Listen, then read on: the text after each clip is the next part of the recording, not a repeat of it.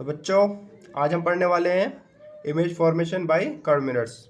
ये चैप्टर 10 का क्लास 10 का बहुत इंपॉर्टेंट टॉपिक्स है, जिससे एग्जाम में क्वेश्चंस आने के बहुत ज़्यादा चांस होते हैं। यानी कि इससे क्वेश्चन आते ही आते हैं। आपसे इमेज फॉर्मेशन पूछता है, इमेज का साइज पूछता है, इमेज कहाँ बनेगा, ये सब पूछता है। ठीक है, तो आज के लेक्चर में हम वही पढ़ने वाले हैं, कॉन्वेक्स और कॉनकेव मिरर्स दोनों के बारे में पढ़ेंगे।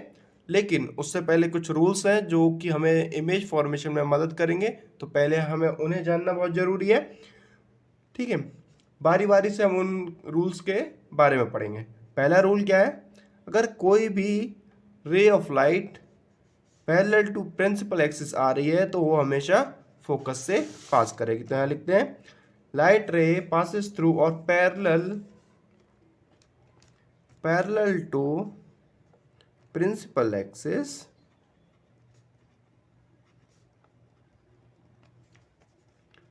always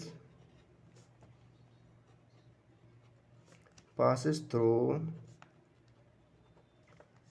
focus। ठीक है, यानी कि कोई भी लाइट अगर वो प्रिंसिपल एक्सिस यानी कि मुख्य अक्षांश बोल सकते हैं कि मुख्य अक्षांश यानी प्रिंसिपल एक्सिस के पैरेलल आएगी तो वो हमेशा फोकस से पास करेगी।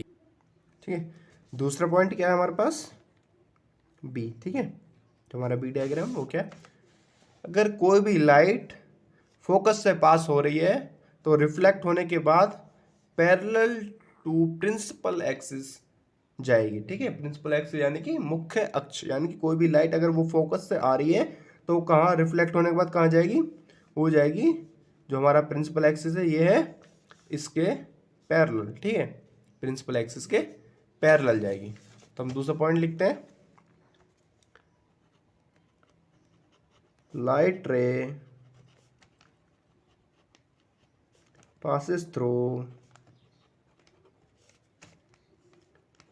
the focus after reflecting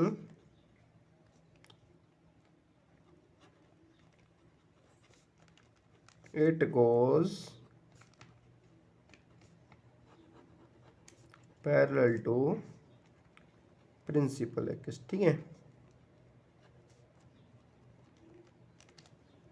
यानी कि जब कोई लाइट फोकस से पास हो रही है तो वो रिफ्लेक्ट होने के बाद प्रिंसिपल एक्सिस के पैरेलल जाएगी। हमारा तीसरा पॉइंट क्या है? सी। को भी लाइट अगर वो सेंटर ऑफ कर्वेचर से पास हो रही है तो वो जिस पथ पे आई है वो सेम पथ पर चली जाएगी। ठीक है, जो भी लाइट सेंटर ऑफ कर्वेचर से पास हो रही है तो वो जिस पथ से आई थी उसी पथ से वापस चली जाएगी। सी पॉइंट क्या लिखेंगे?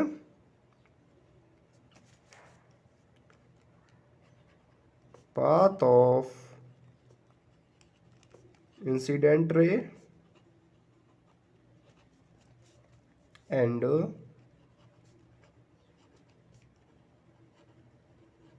Reflected ray are same. ठीक है, ये किसके लिए पॉइंट हुआ? ये हमारा हुआ सी डायग्राम के लिए। ठीक है, कोई भी लाइट अगर वो सेंटर ऑफ कर्वेचर से पास हो रही है तो वो क्या करेगी? वो सेम पथ पे, यानी कि उसका पथ चेंज नहीं होगा, सेम चली जाएगी वापस। ठीक है, क्या चली जाएगी? सेम, मतलब सेम पथ पर वो वापस चली जाएगी। डी डायग्राम क्या कहता है हमारा? D point.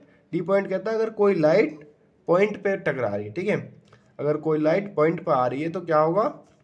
वो जिस एंगल से आई थी सेम एंगल से वापस चली जाएगी। ठीक है, जिस भी एंगल से आई थी सेम एंगल पे वापस चली जाएगी। तो डी पॉइंट क्या है हमारे पास?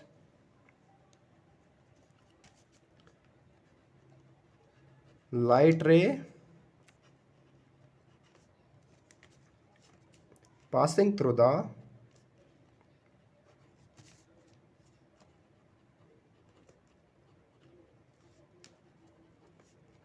the pole get reflected back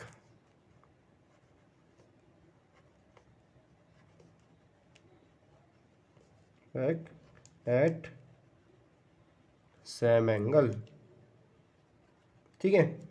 जिस एंगल पर वो आई थी उसी सेम एंगल पर वो वापस चली जाएगी। पहला पॉइंट क्या था हमारा? पहला पॉइंट था कि जो भी light parallel to principal axis होगी वो रिफ्लेक्ट होने के बाद फोकस से चली जाएगी, ठीक है, फोकस से पास होगी। दूसरा पॉइंट क्या था? इसका जस्ट अपोजिट था।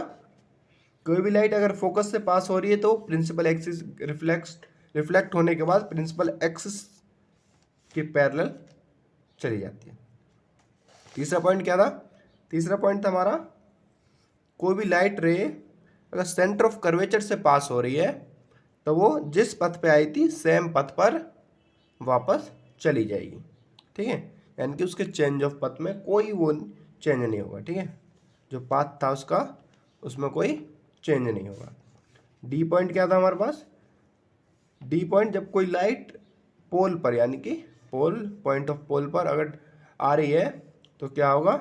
जिस एंगल से वो आई थी सेम एंगल से वापस चली जाएगी, यानी कि incident angle equal to reflected angle. ये हमारा एक रूल्स भी है जो कि अगर आपने नहीं पढ़ा है तो इससे पहली वाली जो वीडियो थी लेक्चर 1 था, मैंने उसमें वो पढ़ाया था। उसमें मैंने जो रूल्स थे, दोनों रूल्स, उनको अच्छे से डिस्कस किया था।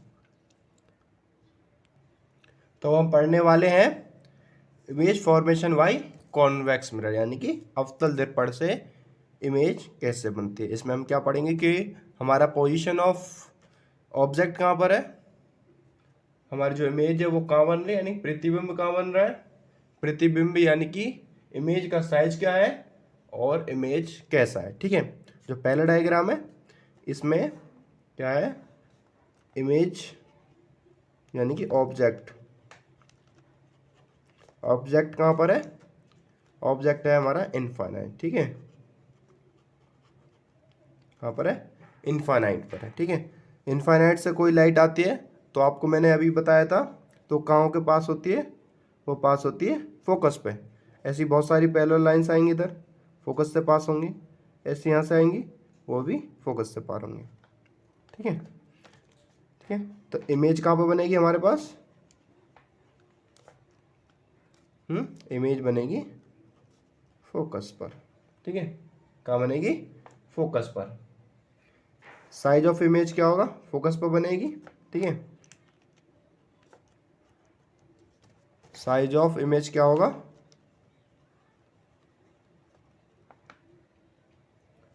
स्मॉल, ठीक है। स्मॉल यानी बहुत छोटा होगा, या फिर पॉइंट साइज यानी कि बहुत छोटा सा इमेज बनती है, ठीक है। और इमेज होगी कैसी? इमेज होगी वास्तविक और उल्टी, यानी कि रियल एंड इन्वर्टेड, ठीक है। ऑब्जेक्ट जब इनफाइनाइट पे होगा तो इमेज हमारी फोकस पे बनेगी। साइज ऑफ इमेज या क्या होगा? बहुत छोटी इमेज होगी, साइज यानी कि अत्यधिक छोटा होगा। और रियल होगी, इन्वर्टेड होगी। रियल और इन्वर्टेड यानी कि वास्तविक एवं उल्टा। कैसी होगी?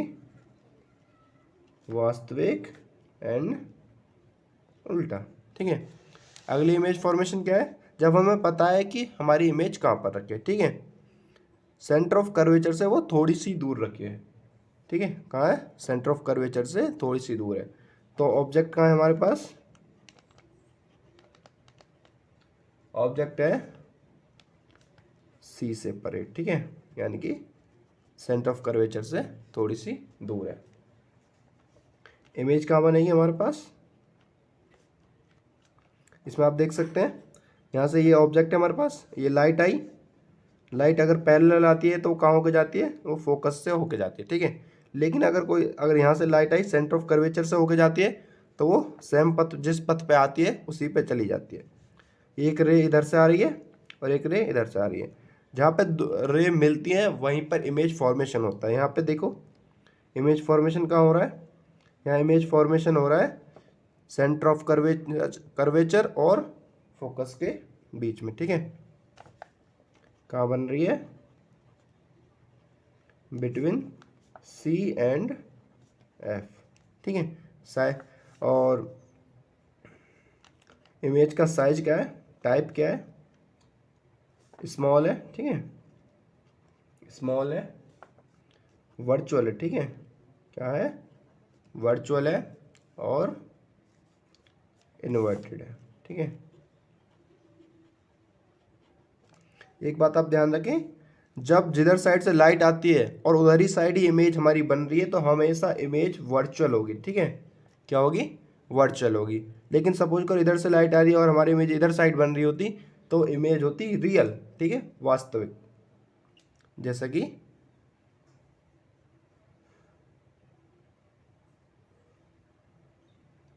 क्या बन रही है यहाँ पे, रियल और इन्वर्टेड इमेज बन रही है, ठीक है। अगला पॉइंट है हमारा सी डायग्राम। इसमें क्या होता है, जो ऑब्जेक्ट है,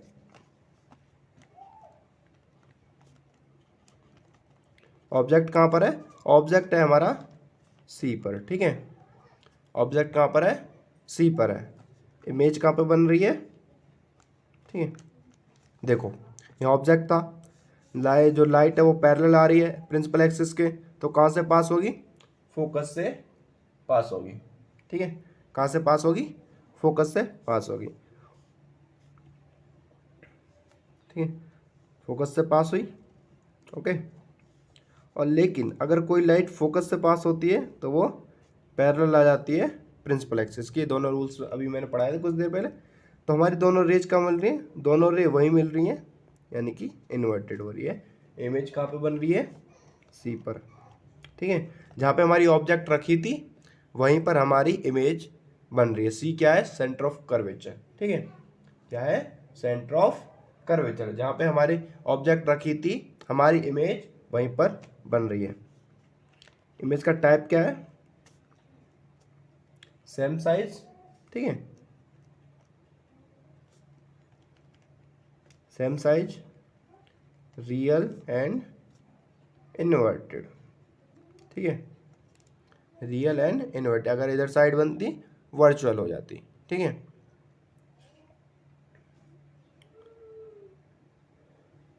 ओके, क्या है, रियल एंड इन्वर्टेड, जो रियल इमेज होती है।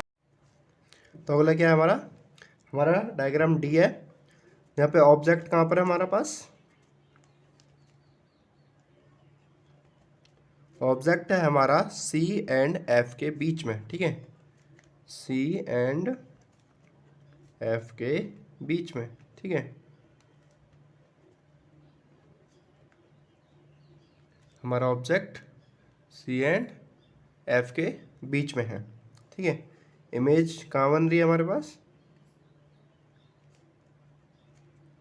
हमारे पास इमेज बन रही है बियॉन्ड सी, ठीक है। जैसे हम देख सकते हैं ये हमारे पास ऑब्जेक्ट है, यहाँ से एक रे निकली जो कि पैरेलल टू प्रिंसिपल एक्सिस है, और कोई भी ray parallel to principal axis होती है तो वो फोकस से पास हो जाती है, ठीक है। ये रे निकली, फोकस से पास हो गई। और कोई भी रे अगर सेंटर ऑफ कर्वेचर से पास होती है वो सेम पथ पर वापस हो जाती है, ठीक है। इस तरीके से हमारा जो इमेज बन रही है वो यहाँ पर है बियॉन्ड सी, बियॉन्ड सी, ठीक है। इमेज का टाइप क्या है, इमेज बड़ा है यानी कि लार्ज है, ओके, लार्ज है, रियल है एंड इन्वर्टेड है, ठीक है, लार्ज, रियल एंड इन्वर्टेड, यानी कि बड़ा, वास्तविक तथा उल्टा है, ठीक है। कोई भी ऑब्जेक्ट अगर सी एंड एफ के बीच में रखी है तो इसकी इमेज कहाँ बन रही है, वो सी से परे बन रही है। इमेज का साइज क्या है, वो इमेज ऑब्जेक्ट के साइज से बड़ी है, यानी कि लार्ज है, रियल है इमेज, और इन्वर्टेड इमेज बनेगी। तो अगला क्या है, जब हमारी जो ऑब्जेक्ट है वो कहाँ पर है,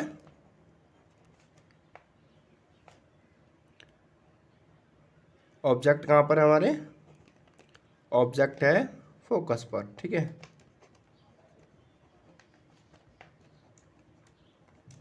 कहाँ पर है, फोकस पर। इमेज कहाँ बन रही है, इमेज बनेगी हमारे पास इनफाइनाइट पर, ठीक है। इनफाइनाइट पे क्यों बनेगी, देखो ये हमारे पास एक फोकस है, ठीक है। फोकस पे हमारे पास ऑब्जेक्ट रखी है। अब कोई भी ऑब्जेक्ट अगर फोकस पर रखी होती है, इमेज इनफाइनाइट पे क्यों बन रही है? क्योंकि हम देख सकते हैं यहाँ से एक light parallel to principal axis गई, रिफ्लेक्ट होगी तो फोकस से पास होगी। जो दूसरी लाइट ऑफ रे है वो कर्वेचर से हुई। ये जो दोनों लाइट है, रे हैं, ये दोनों है पैरेलल, ठीक है। और जो भी चीज़ें पैरेलल होती हैं वो कभी नहीं मिलती, इस वजह से ये काम बनेगी इनफाइनाइट पर, ठीक है। टाइप क्या होगा? वेरी लार्ज बनेगी, ठीक है। हम नहीं जानते कहाँ पे बनेगी, बट वेरी लार्ज बनेगी, रियल होगी, इन्वर्टेड होगी, ठीक है। होगी रियल एंड इन्वर्टेड होगी। अगला क्या है? जब इमेज हमारी पोल और फोकस के बीच में हो, यानी कि ऑब्जेक्ट कहाँ पर है हमारा? पोल एंड फोकस के बीच में, ठीक है।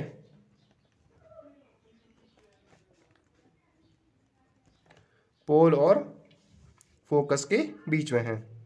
इमेज कहाँ बनेगी हमारे पास? इमेज बनेगी बिहाइंड द मिरर,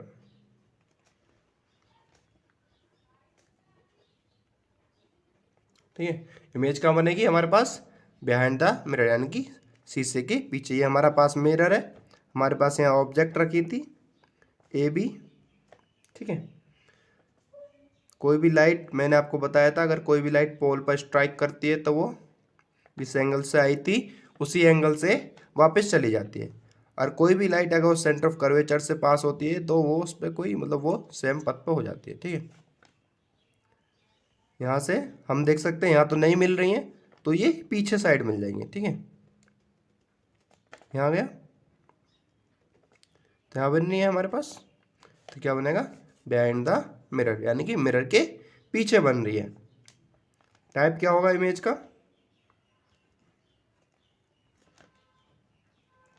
लार्ज होगी, ठीक है। हम देख सकते हैं डायग्राम से हमारी इमेज इतनी सी थी और हमें क्या मिल रही है? इतना बड़ी इमेज। ऑब्जेक्ट छोटा सा था, इमेज हमें बड़ी मिल रही है। लार्ज होगी और वर्चुअल होगी, ठीक है। इस बार क्या है? वर्चुअल है और सीधी, यानी कि सीधी है, ठीक है। सीधी या इरेक्ट बोलते, ठीक है। सीधी इमेज बनेगी। पीछे साइड जब मिरर के बिहाइंड बनती है तो इमेज हमेशा वर्चुअल बनेगी, ठीक है। और इमेज की साइड बनती है, जिधर साइड से लाइट आ रही है तो उधर क्या बनती है? उधर बनती है रियल, ठीक है। अब हम पढ़ेंगे कॉन्वेक्स मिरर के कुछ यूज़। कॉन्वेक्स मिरर का यूज कहाँ कहाँ होता है? हम टॉर्च में यूज करते हैं, सर्च लाइट में यूज करते हैं, हेडलाइट ऑफ व्हीकल्स। ऐसा क्यों होता है हेडलाइट ऑफ व्हीकल्स? क्योंकि जब कॉन्वेक्स मिरर ना वो रेज को ना मिला देता है, एक तरीके से एक पॉइंट पर फोकस कर देता है, ठीक है। सेविंग मिरर्स हम देखते हैं उसमें यूज होती है, मेडिकल में भी यूज होती है। जो हमारे जो डेंटिस्ट होते हैं वो इसका यूज करते हैं, क्योंकि ये जो बड़ी चीज़ होती है ना उसको छोटा बना देता है, जिस वजह से हम पूरे एरिया को कवर कर सकते हैं, देख सकते हैं। सोलर कुकर में यूज होती है क्योंकि लाइट आ रही है तो उसको एक पॉइंट पे फोकस कर रहा है, जिससे कि हीट बहुत ज़्यादा बन जाती है उस पॉइंट पे। तो आगे हम पढ़ेंगे image formation by concave mirrors या उत्तल दर्पण, ठीक है। उत्तल दर्पण से इमेज कैसे बनती है? इसमें सिर्फ दो ही केस है। पहला केस क्या है? ऑब्जेक्ट जब इनफाइनाइट पे हो, ठीक है।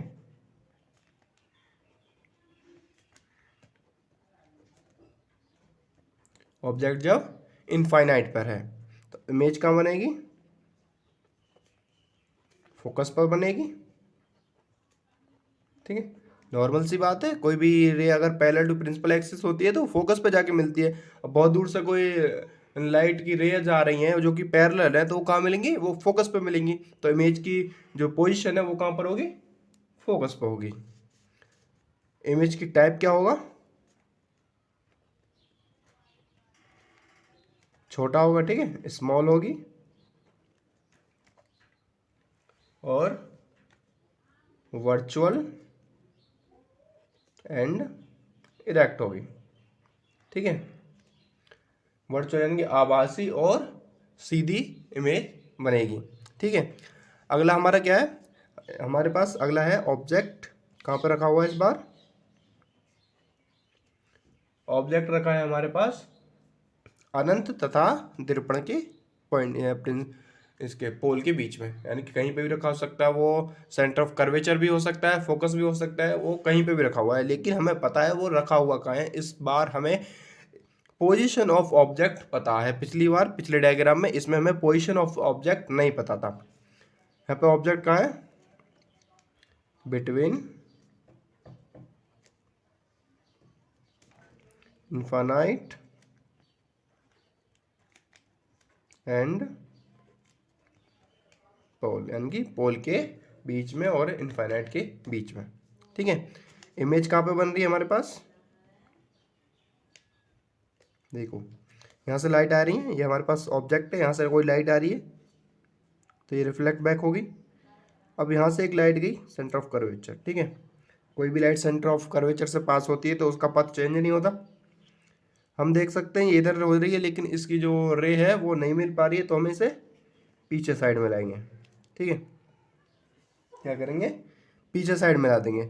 अब देख सकते हैं कहाँ पे बन रही है, हमारी फोकस से पहले, यानी कि पी और एफ के बीच में, पी एंड एफ के बीच में।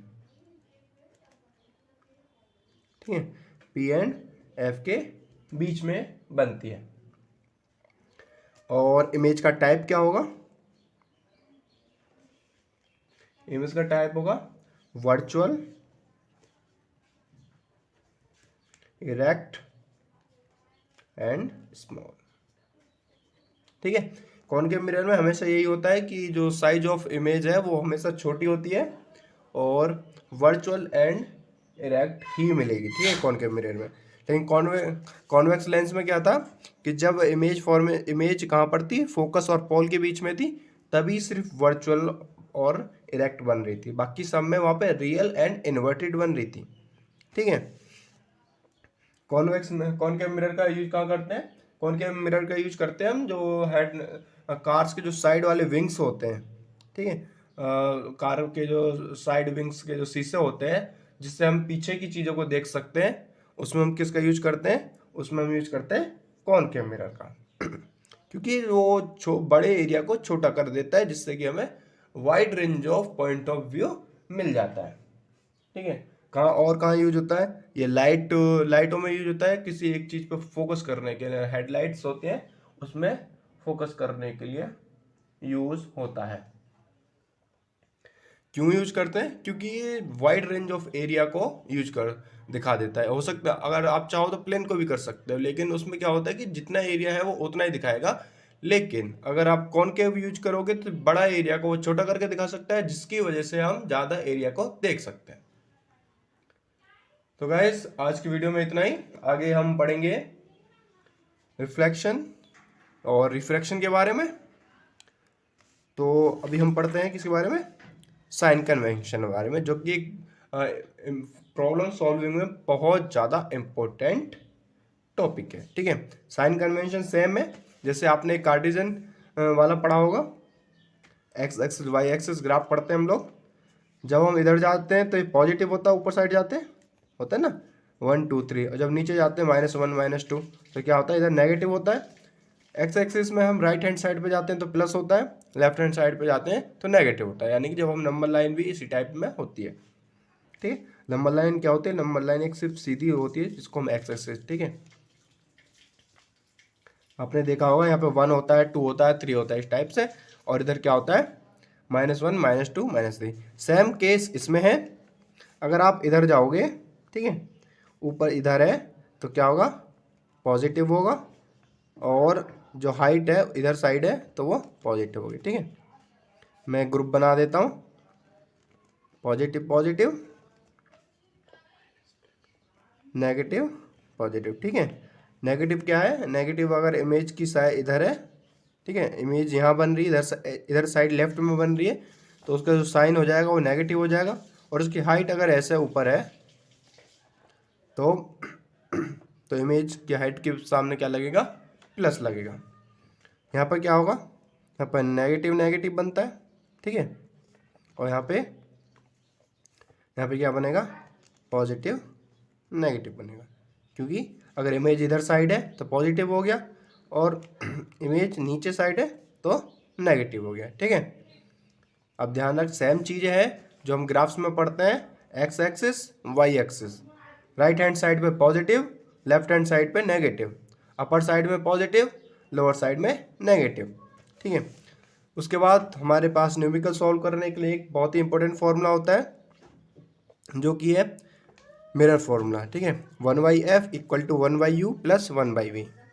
एफ क्या है यहाँ पे, एफ है हमारे पास फोकल लेंथ। ठीक है, हमें क्या होता है कि इसमें से दो चीज़ें दी रखी होती हैं और हमें एक निकालनी होती है। यू क्या है, यू है ऑब्जेक्ट डिस्टेंस,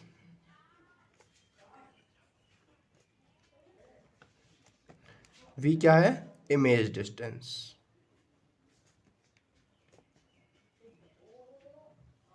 एग्जाम के पॉइंट ऑफ व्यू से बहुत ज़्यादा इंपॉर्टेंट फॉर्मूला है जो कि हमें याद रखना है, ये हमें न्यूमेरिकल सॉल्व करने में बहुत हेल्प करेगा।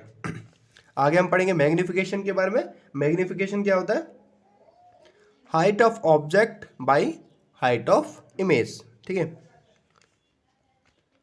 एच डैश क्या है यहाँ पे, हाइट ऑफ इमेज,